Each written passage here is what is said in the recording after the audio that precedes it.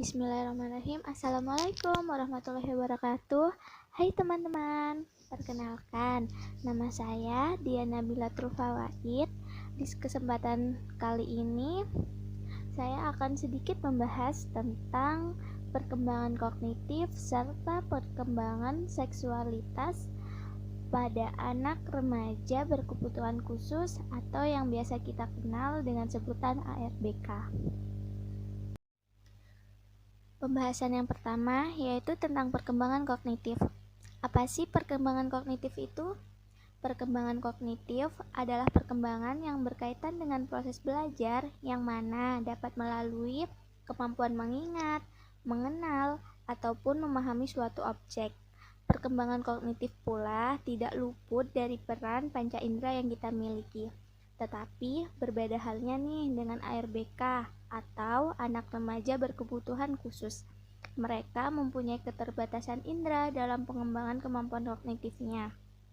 Jadi, untuk menunjang perkembangan kognitif mereka, peran lingkungan, orang tersayang seperti orang tua, kakak, adik, dan guru sangat dibutuhkan di sini. Nah, saya mengambil 3 contoh dari ARBK atau anak remaja berkebutuhan khusus yang perlu perhatian khusus guna menunjang perkembangan kognitif mereka. Yang pertama yaitu tunanetra, yang kedua yaitu tunadaksa, dan yang ketiga yaitu tunagrahita. Yang pertama yaitu tunanetra. Terdapat beberapa hal yang menentukan perkembangan kognitif pada anak remaja berkebutuhan khusus tunanetra. A. Yaitu ragam pengalaman. Ragam pengalaman adalah kondisi di mana ARBK tunanetra menggantikan indera penglihatannya dengan indera pendengarannya sebagai indera utama untuk menerima informasi dari luar. Hal ini mengakibatkan pembentukan pengertian ataupun konsep hanya berdasarkan pada objek suara atau juga bahasa lisan. Yang B, yaitu kemampuan orientasi mobilitas. Kemampuan orientasi mobilitas yaitu kemampuan untuk bergerak atau berpindah tempat dari satu tempat ke tempat lain serta mengenal lingkungan sekitarnya.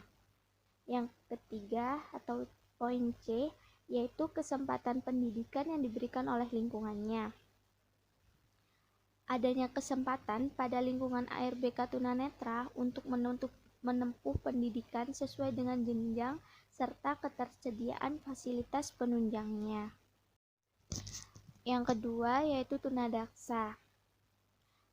Pada sebagian besar ARBK tunadaksa, keadaan atau kelainan yang dimilikinya tidak langsung menimbulkan kesulitan dalam belajar dan perkembangan inteligensinya. Tunadaksa hanya kesulitan dalam aspek kondisi lingkungan serta fasilitas dalam aspek mobilitasnya. Jadi, perkembangan kognitif tunadaksa sama halnya dengan perkembangan kognitif anak pada umumnya, jika lingkungan sekitarnya mendukung untuk aspek mobilitasnya. Yang ketiga yaitu tunagrahita. Anak remaja berkebutuhan khusus tunagrahita memiliki kemampuan karakteristik yang mudah terpengaruh oleh keadaan lingkungan dan kurang mampu mengendalikan diri sehingga apa yang mereka lihat dan dengar menyerap begitu saja. Bahkan mereka menirukan tanpa merasa sungkan dengan orang lain. Keterbatasan intelektual inilah yang menyebabkan ARBK tunagrahita mudah terpengaruh terhadap lingkungannya. Nah, pembahasan yang kedua yaitu tentang perkembangan seksualitas. Perkembangan seksualitas ialah proses kebutuhan dasar manusia untuk disukai dan diterima, menampilkan dan menerima kasih sayang sehingga merasa dihargai dan menarik, serta berbagai pikiran dan perasaan. Perkembangan seksual pada anak dan remaja berkebutuhan khusus sejatinya sama dengan anak dan remaja pada biasanya. Maka dari itu, ARBK pun memerlukan dan memiliki hak dalam penyaluran hasrat seksualnya yang pantas. Namun terkadang orang tua dan lingkungan sekitarnya masih sering merasa pesimis mengenai potensi mereka untuk menikmati keintiman dan keseksualitasan dalam hubungan mereka. Terkadang juga anak dan remaja berkebutuhan khusus sering dianggap sebagai aseksual dan membutuhkan perlindungan. Anak remaja berkebutuhan khusus juga perlu nih adanya pendidikan seks agar mereka mendapat pengetahuan yang benar tentang seksualitas. Anak remaja berkebutuhan khusus yang kurang mendapat pendidikan tentang seks biasanya mengekspresikannya dengan cara yang salah, seperti membuka baju di depan umum, memainkan alat seksualnya, menyentuh lawan jenis dengan sembarangan, dan lain sebagainya. Pendidikan seks pada ARBK atau anak remaja berkebutuhan khusus bisa dilakukan sejak dini, kira-kira sejak anak berusia 5 tahun.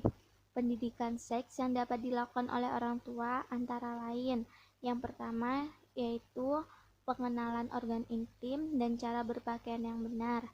Yang kedua, cara membersihkan diri atau kegiatan menjaga kebersihan diri berupa mandi. Dan yang ketiga, yaitu bagian apa saja sih yang tidak boleh dilihat dan diraba oleh orang lain. Nah, teman-teman, ternyata kita sudah sampai di slide terakhir nih. Jadi, sekian pembahasan saya tentang perkembangan kognitif dan perkembangan seksualitas pada anak remaja berkebutuhan khusus atau ARBK. Kurang lebihnya saya mohon maaf, semoga bermanfaat. Wassalamualaikum warahmatullahi wabarakatuh.